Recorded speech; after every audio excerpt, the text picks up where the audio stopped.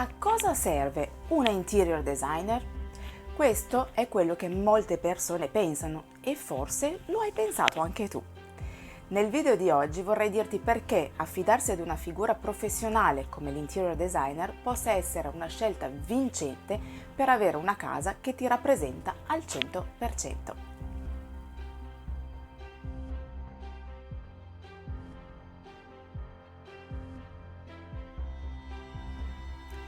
Quindi dicevamo, a cosa serve una interior designer? In fondo, chi meglio di te stessa potrebbe conoscere i tuoi gusti? E poi non si tratta altro che scegliere uno stile che ti garba, mettere qualche mobile qua e là e il lavoro è presto fatto. La realtà non potrebbe essere più diversa di così.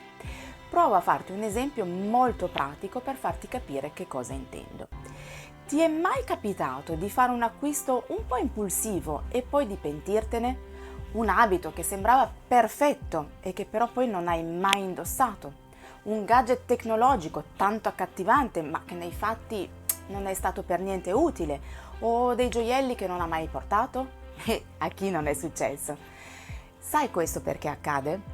Il nostro processo d'acquisto è molto spesso influenzato da tantissimi fattori e solo in rarissimi casi avviene su base razionale. Sono le emozioni, nella maggior parte dei casi, a governare le nostre decisioni. E sai qual è il problema grave delle emozioni? Sono momentanee e non sempre riflettono i nostri reali bisogni. Lo stesso meccanismo irrazionale entra in gioco anche in acquisti più importanti, come quelli relativi allo stile della casa. Probabilmente ora stai pensando che l'acquisto degli arredi è molto più ponderato rispetto a quelli di un vestito. E hai ragione.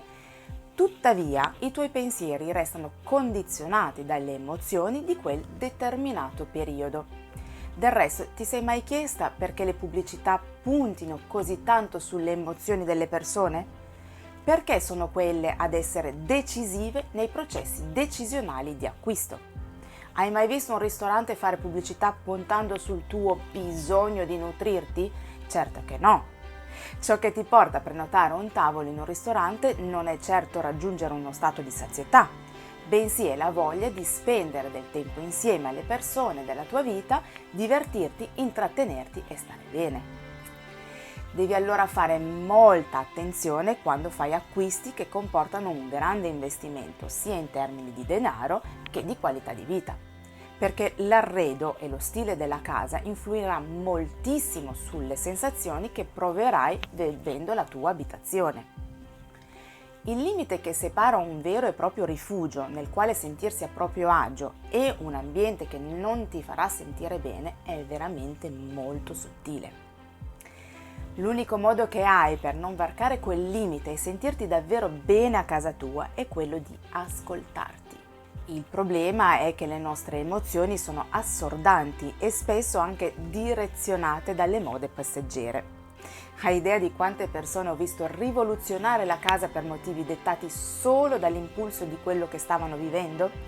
Certo, il cambiamento le ha fatte stare bene per un po', ma successivamente se ne sono poi pentite. Perché?